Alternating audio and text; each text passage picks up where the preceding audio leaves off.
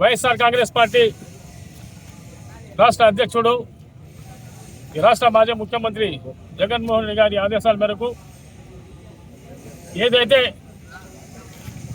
ఏడుగుండల స్వామికి ఈరోజు భారతదేశమే కాదు యావత్ ప్రపంచమంతా ఆయన మహిమల గురించి అందరికీ తెలిసిన విషయమే. అలాంటి పవిత్రమైన స్థలానికి ఒక చైర్మన్గా కూటమి ప్రభుత్వం బిఆర్ నాయుడు గారిని నియమించడం జరిగింది. ఆయన వయసులో చాలా పెద్ద మనిషి, ఉందాతనంగా ఉంటాడనే ఉద్దేశంతో వాడిని నియమించాడేమో మాకైతే తెలియదు. కానీ ఆయన రాసలీలలో ఒకటి తర్వాత ఒకటి బయటకు వస్తున్నాయి. ఇదన్నీ చూసిన తర్వాత కూడా ఈ రాష్ట్ర ముఖ్యమంత్రి నారా చంద్రబాబు నాయుడు గారు ఎందుకు మౌనం పాటిస్తున్నారు? కూటమి నాయకులు ఎందుకు మౌనం పాటిస్తున్నారు?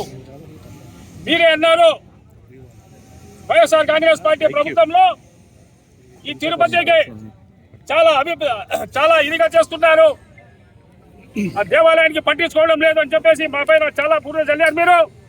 కానీ ఈరోజు మీరు ఏం చేస్తున్నారు? ఆ పవిత్ర పుణ్యక్షేత్రానికి, ఆ స్వామి గారికి ఏ విధంగా మీరు న్యాయం చేస్తున్నారు? అక్కడ భక్తులు ప్రతిరోజు కొన్ని లక్షల మంది దర్శించుకుంటారు. ప్రపంచంలోనే అతిపెద్ద దర్శన స్థలం అది.